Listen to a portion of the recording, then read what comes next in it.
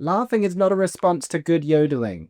If it was good, you'd have been like, wow, what good yodeling. Yo, yo, yo. My god, hey. Welcome back to my theatre-themed YouTube channel, or hello to you if you're listening on podcast platforms. My name is Mickey Jo, and I am obsessed with all things theatre. I am a professional theatre critic here on social media, travelling around the world, seeing as many shows as possible. And recently I headed back to New York around the time of the 2025 Tony Awards to see the last few shows of the Broadway season, the last few openings that I hadn't yet seen, including the revival of the musical Floyd Collins at Lincoln Center Theatre. Many of you were very distressed that I hadn't seen this on my last trip despite my best efforts. Don't worry, now I have, and we're going to be talking about it today. Man goes into cave, man gets trapped in cave, musical about man in cave. What is it like? How is Jeremy Jordan as the man in the cave? Many questions arise. Do you know who doesn't arise? Floyd Collins. Spoiler alert, and also too soon? I don't know. Anyhow, we're going to chat about this show. This was my first experience of the material, despite the fact that it's quite revered in musical theatre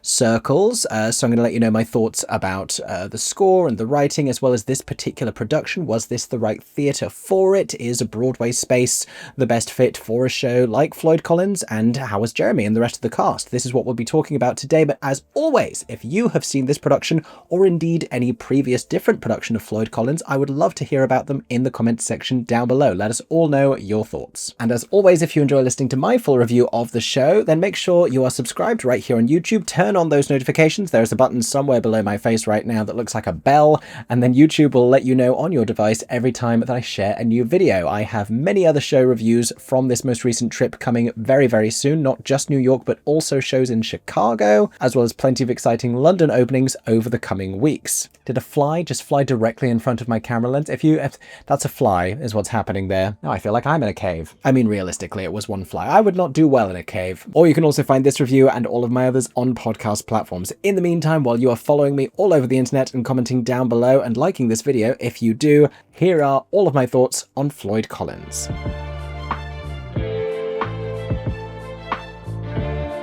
So let's talk first of all about the arrival of this production. Limited run, Lincoln Center Theatre, who over the last couple of decades really have been very associated with prestigious revivals of esteemed musical theatre work. What's interesting is this is considered by everyone to be a revival of a musical and was nominated for the Tony Award for Best Revival of a Musical, despite the fact that this is its Broadway premiere production, not unlike another revival from this season, the last 5 years. Both of these shows premiered decades back, with Floyd Collins having been first seen in the 1990s, having been staged off-Broadway but never transferring to Broadway, and it's only in this current season that each of them have finally made it to Broadway for the first time, but because of the Classics rule at the Tony Awards, they are designated as revivals, and they're understood to be revivals. Even though this production of Floyd Collins has been directed by its original director as well as its co-writer Tina Landau, the other co-writer being the composer Adam Guettel. And we'll talk momentarily about the material that they each created for this show, but this production obviously is coming towards the end of its limited run at Lincoln Center. It's fair to say that it never really substantially set the box office on fire. I'm going to say the inclusion of stars Jeremy Jordan as well as Lizzie McAlpine were probably its strongest selling points, as well as an interesting and slightly niche part of musical theatre history, but in terms of the marketing, in terms of the title, they don't really afford it much of a quality to stand out alongside a lot of other exciting Broadway offerings in a very busy season, and arriving at the busiest time of the season. We can debate extensively about whether or not Floyd Collins feels like a show that ever really belongs on Broadway, but I think even more so, is this really a show that belongs on Broadway in the spring and summer? Would this have gone a little differently if it opened as a little limited run revival back in the fall? Although admittedly it would have been literally then alongside its big revival competition this season with Sunset Boulevard and Gypsy. Hell of a year for musical theatre revivals, and Floyd Collins was never really able to get out from underneath that, which was an accidental pun that I'm just hearing as I say it. I'm so sorry to this musical. And it follows that the show, despite getting a couple of Tony Award nominations, did not pick up any awards at this year's ceremony. What the musical actually depicts is a real set of circumstances. Floyd Collins was a real man, remembered in history thereafter as a great explorer who found himself trapped in a cave network. And the show depicts not only his circumstances and how that happened. We don't venture really very far at all back into his life before that actually happening. It's not like some sort of a biomusical around the life and times of Floyd Collins, and that's because, as well as depicting the event itself and all of the attempts made to rescue Floyd from the cave, we also glimpse the media circus and frenzy that surrounded the whole situation. I've heard this described as one of the first truly viral events in America, this having taken place around a century ago, and obviously long before the dawn of social media, the news and the media having been then a thing that was very different, but there was a lot of excitement and intrigue around this particular situation, around Floyd getting stuck in the cave. Now, all of this took place in Sand Cave in central Kentucky. Floyd was trapped there for 14 days in total, the majority of which he spent in total isolation after a further cave collapse prevented him from being able to have any kind of contact with the outside world, and obviously he then subsequently passed away from starvation and thirst and hypothermia. And I know what you're thinking, intriguing fodder for a musical theatre piece. Well, Tina Landau and Adam Guettel are intriguing people, and I believe it was Tina who originally pitched this show to Adam as something that they could work on together when the two of them met. And if we consider her contribution to all of this, first of all, as a book writer, the scope of the thing is very interesting because, like I said, we sort of meet the story and meet Floyd at that instigating moment when he is venturing into the cave and through song chasing glory and prosperity. He is hoping to find this flourishing cave network. He is yodeling through it in order to try and test echoing and hear the possibility of some kind of a chamber that he believes he is nearby to, which is a natural way of inviting musicality to the story, but we'll talk about the score in just a second. And we do learn about his situation and his aspiration here and his determination through these lyrics, but there's also so much of his character and the intriguing nature of his family as well, who we meet subsequently when they become obviously very distressed about him being trapped in the cave, that isn't necessarily conveyed to us very thoroughly. We essentially meet him venturing into the cave, he gets stuck in the cave very quickly, he tries to remain optimistic about it, and then soon enough realizes that he is trapped. Even then, people aren't necessarily hugely fatalistic about this. It's happened to him before. He's been able to get himself out before. This is something that Floyd does. The man goes in caves. Where the story gets considerably more interesting is where the morbidity of it all begins to creep in, and the notion that there's this family member to some, stranger to others, but a man in any case trapped there, and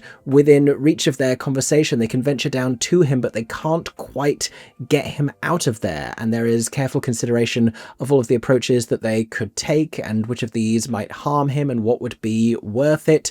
But as we progress, we start to get more and more acutely aware of the fact that he's not coming out of this cave. And there is a character called Skeets Miller, portrayed in this production by Tony Award nominee Taylor Trench, who arrives quite early on the scene, having been tasked with the responsibility of reporting on the story. He is a writer for the paper, and the first journalist to arrive ahead of a sprawling media circus that we find out a little bit more about in the second act, as our focus shifts from Floyd's circumstances and his family and the emotional reaction to all of this, and Skeets becoming very emotionally involved, becoming very personally involved with the rescue attempts as sort of a placeholder and an insert for the audience as he's getting to know Floyd and his family alongside us, to the wider perspective that America has on this. And I think the juxtaposition of those two ideas is so theatrically interesting. It feels quite niche and specific, but it's something that we see a lot of in musical theatre. It's something that we saw an awful lot of this season. I mean, so many of the nominated new musicals and revivals were talking about death and fame and death and death and fame. I mean, Sunset Boulevard, it's fame and then a little death creeps in there. Operation Mincemeat, it's definitely death and there's a little bit of fame talked about in its own way. Dead Outlaw, all about fame and death. There is a huge amount of crossover between a show like Dead Outlaw and its themes and something like Floyd Collins. And to my money, Dead Outlaw, although the shorter of the two, sort of has a little bit more to say, certainly about the fame of it all and the way that its own character is regarded by the wider American population after demise. Floyd Collins ultimately is a show I wish was a little bit more articulate in its conversations, particularly in that second act. I really wanted to dig in, once again, pardon the pun, I cannot stop stepping on these landmines, which is not what happened to Floyd Collins, but I wish that it really waded in further to a conversation about the morbidity of it all and the fame that he found and the way that people were treating this whole situation and the fascination that arose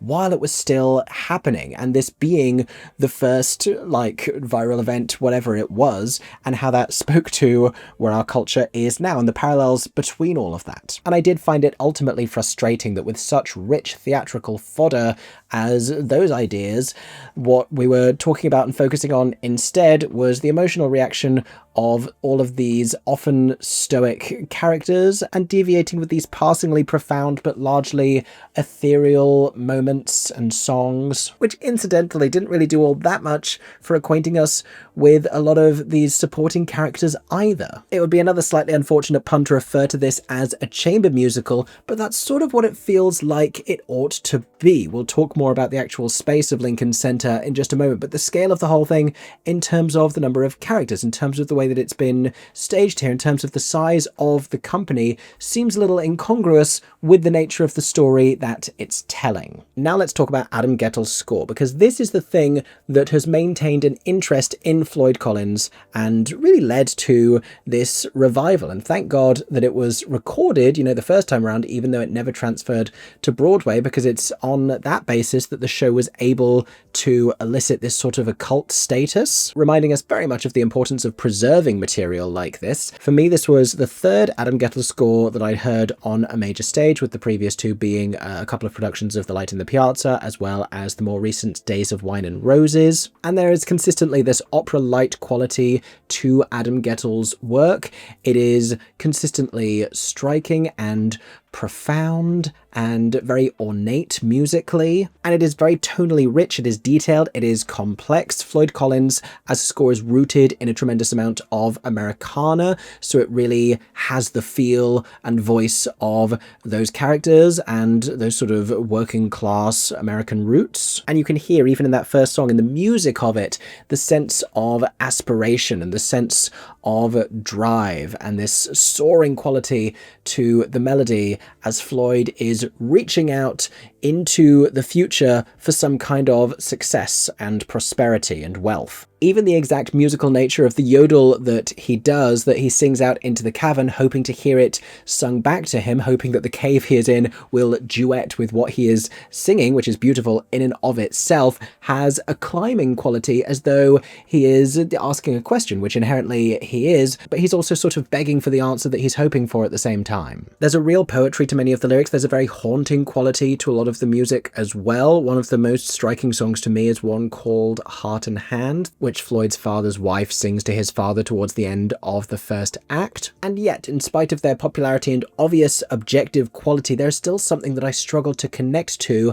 about an Adam Guettel score, and it's a certain quality of the melodies. I don't know what it is that I'm waiting for in terms of some sort of a sense of culmination or climax, because it feels a little more like an operatic passage in which everything sort of meanders in its way and doesn't have a more traditional song structure in many instances. And I find that as I listen to a lot of Adam's music, and I experience this sensation often also when I listen to opera, there is this sensation that I am sort of trying to grapple with it but not quite grasping it as fully as I would like to, which I think says more about me than the score itself, honestly. I also think it's an indication I need to spend a little bit more time listening to Floyd Collins, and for those of you that know this score, love this score, let me know which your favourite song in the Floyd Collins score is, so that I can fixate on that and try and pick out what everyone is latching on to here. Ultimately, perhaps I am questioning what Floyd Collins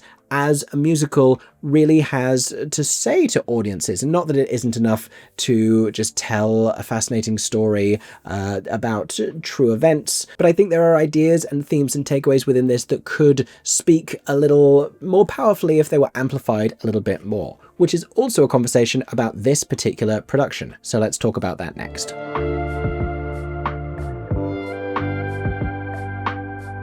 So, this production of Floyd Collins at Lincoln Center Theatre, directed by co-writer Tina Landau, as was the original production at Playwrights Horizons. And before I talk about Floyd Collins at this theatre, I think it's interesting to see this arriving in the same season as Redwood, starring Idina Menzel, that the two of them actually played concurrently, which was also directed and co-written by Tina Landau, and explores some similarity in the themes about these desperate protagonists clinging to the natural world, clinging in each instance perhaps a little too closely with very different results. It almost feels like Tina Landau has done the rock musical and has done the tree musical and has done the underwater musical with SpongeBob, and the sky musical feels inevitable at some point. Either that or lava. And I respect the relationship that Tina clearly has to the majesty of the natural world and the inclination to uplift that on stage. What's confusing is that what Redwood got right was the scale of the thing and the idea of showing the climbing of this tree on stage and seeing the tree on stage and the projections and the beauty of it and the wonder of it. And that is a quality that is sorely lacking from this production, which starts, I think, with the decision to stage it at Lincoln Center Theatre. And I am happy to see a musical arrive on Broadway, especially one like this, which is finally arriving on Broadway. But there is still something to be said for the right shows going into the right spaces. And there is a necessary claustrophobic quality to a show like Floyd Collins, where he spends almost the entirety of the thing trapped so tightly in a cave collapse that he cannot move a single limb, within audible reach of the other characters in the show, but not physically able to be extricated. That needs to feel, I think, to a certain extent, intense and claustrophobic and intimate. And Lincoln Center is one of the more open spaces with this sort of thrust amphitheatre wraparound seating layout that they could possibly have found. Not only that, but the staging is almost entirely bare, with this lit, blank rear wall that goes from light blue daylight to cave-like darkness to a sort of a sunrise and sunset glow when it needs to, and a playing space that is not filled with really any kind of set pieces other than these various different arms and passageways that lower out of the floor. There is a fairly impressive sequence at the very top of the show when Jeremy Jordan as Floyd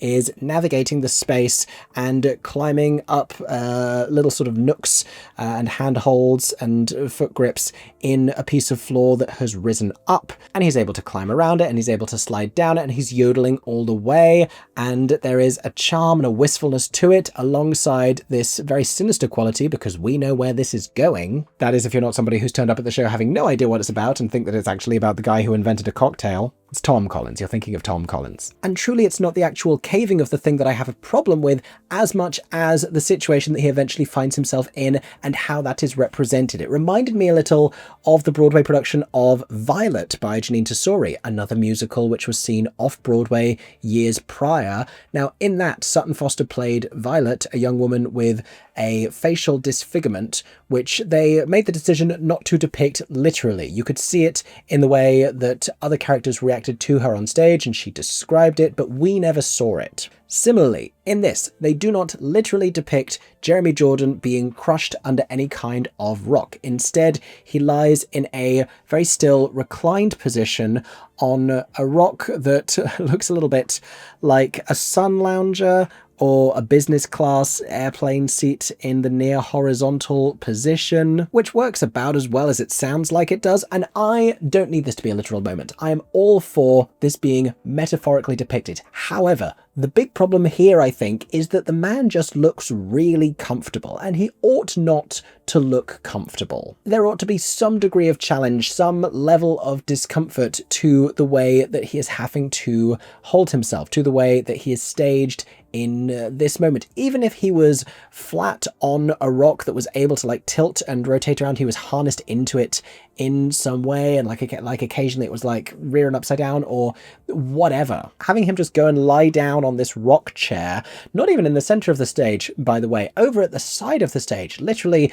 moving him from our focus off to the side and pushing it to one side so that we can talk about all of the characters back up above ground, speculating about how best to save him. Doing that, I think, strips the central component of this show of a lot of its tension and a lot of the fear around it. We know this is a stressful situation because Taylor Trench's face keeps telling us that it is, and we hear repeatedly the nature of the exact way in which he is trapped in this cave system. We just don't see it, nor do we see anything that can really allow us to envision it. If you're going to do something more loose and metaphorical and expect us to infer, then we need a little bit more assistance, I think, in order to do that. And once again, the space just doesn't help with this. I was thinking in my head about great places where you could stage a production of Floyd Collins that would be eerie and gloomy and dank like a cave would be, but Lincoln Center Theatre is far more reminiscent of the kind of an expansive cave chamber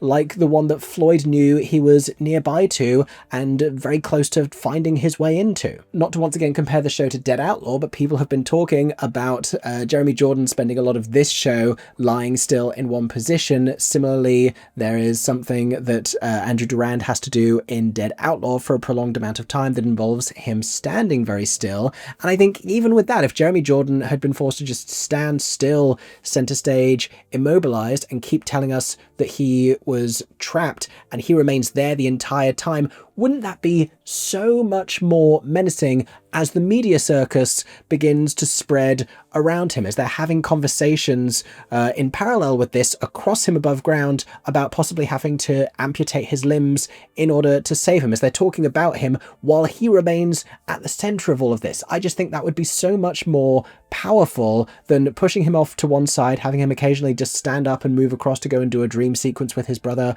and then saunter back on over to his rock chair. It felt more like something that we would do in a concert staging of Floyd Collins, where they're like, this theatre must have a rock looking chair somewhere and Jeremy can just go and sit on that when he's meant to be in the cave. Like, it's not something you do in a fully staged production where you want it to feel crazy and tense. Now, the set design in the playbill is credited to dots, as in more than one dot, and I liked a lot of the scenic elements that were used. I just longed for a fuller, slightly more naturalistic set. It's just what I wanted from this production, and I have seen entire complex cave systems arise from the floors of theatres before. I have been transported into that setting, and Lincoln Center audiences have seen ships sail onto the stage. They have seen like crazy, impressive things done in that space. And hell, even when I saw Uncle Vanya, which was more disappointing for me as an experience than Floyd Collins was at Lincoln Center, even that rained on stage. Like, that had a more dismal quality than Floyd Collins. Where I think the design excelled a little more was in the lighting design by Scott Zielinski. There was a quality in the beginning when Floyd is caving where the true darkness of that was achieved very well. I have done a little bit of caving in my life, including on one occasion,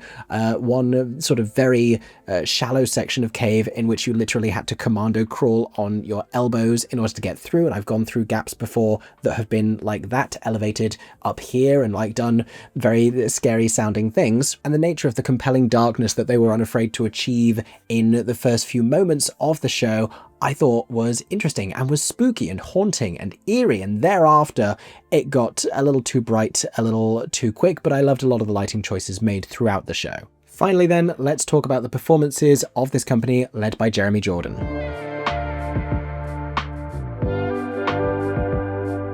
Now, I don't think that Floyd Collins was ever really a contender in the Tony race as far as best revival of a musical goes, but a lot of people were rooting for Jeremy Jordan to win the Tony for his performance, and there were many strong performances this year. I thought where he excelled the furthest was in his vocal performance, and to hear him singing a complex score, the likes of which he hasn't necessarily done on stage really since, I don't know, perhaps like West Side Story, like back in the day, for him to be doing this kind of more legit kind of sound, but also with an Americana quality as well that he's done in your Bonnie and Clydes, your Newsies. That was really satisfying. And on that basis, having Jeremy in this role really made sense. And if it were to be a concert production with his little rock chair, then I think it would have been perfect.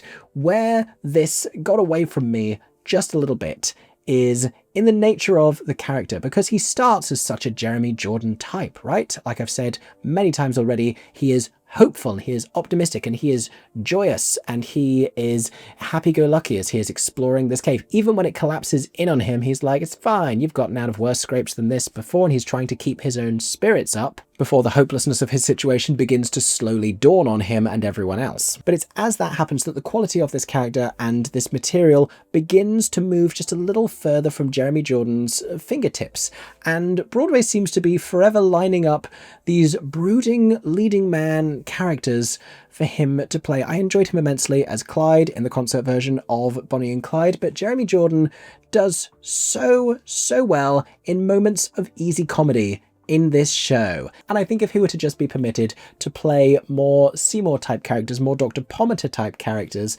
then honestly I feel like he would be more satisfied as well, because there is this morose, brooding sorrow that begins to emerge within Floyd Collins that is just so far from the nature of the characters that Jeremy tends to create on stage. There is a youthfulness in his performance that works in this. There is a charm in his performance.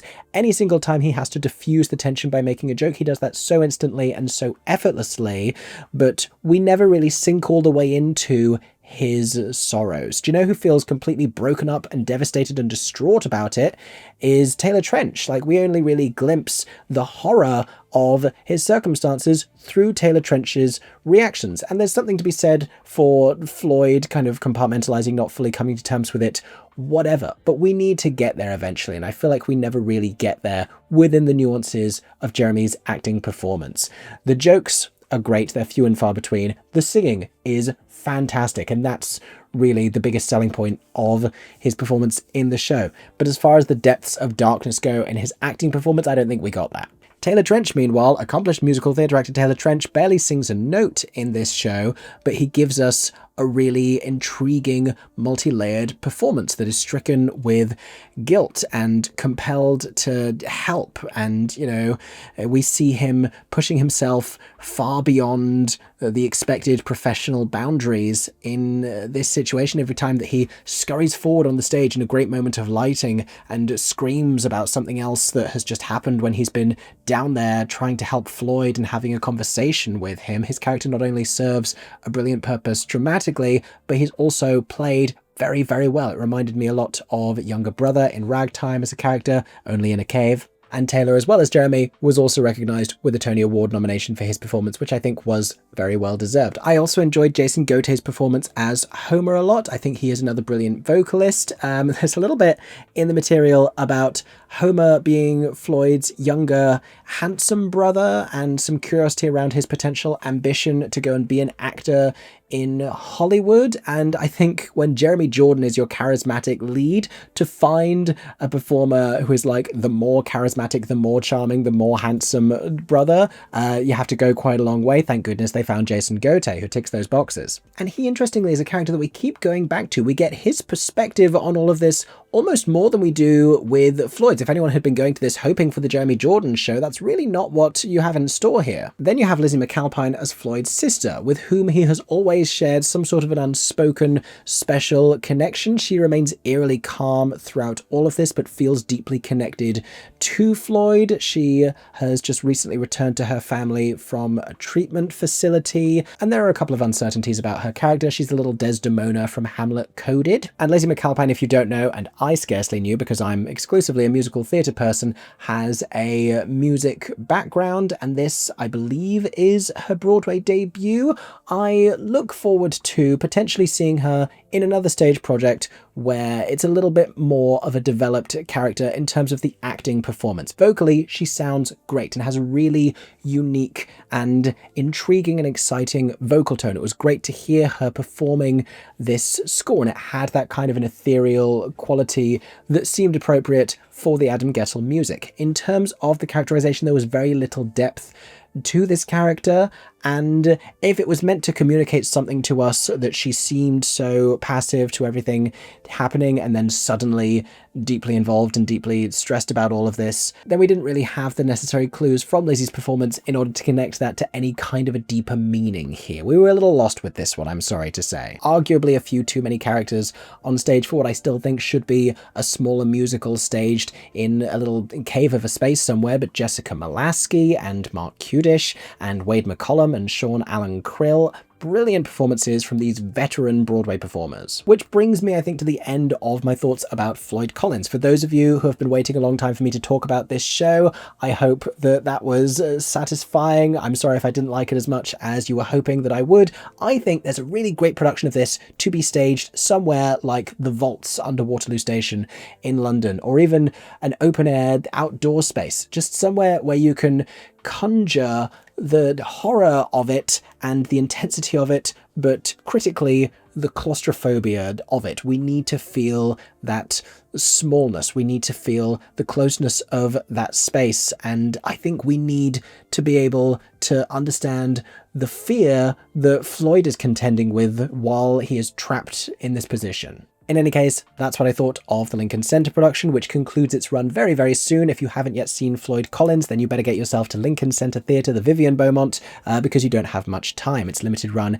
is ending this month. If you have seen it, as I mentioned before, I would love to hear what you thought in the comments section down below. Let me know if you enjoyed Floyd Collins more than I did. Please feel free to share why. In the meantime, thank you so much for listening to this review. I hope that you enjoyed. If you did, make sure to subscribe to my theatre-themed YouTube channel for many more reviews coming very soon. Turn on that notifications button so you don't miss any of them. Or if it's easier, go and follow me on podcast platforms. I hope that everyone is staying safe and that you have a stagey day. For 10 more seconds, I'm MickeyJoTheatre. Oh my god, hey, thanks for watching, have a stagey day. Subscribe!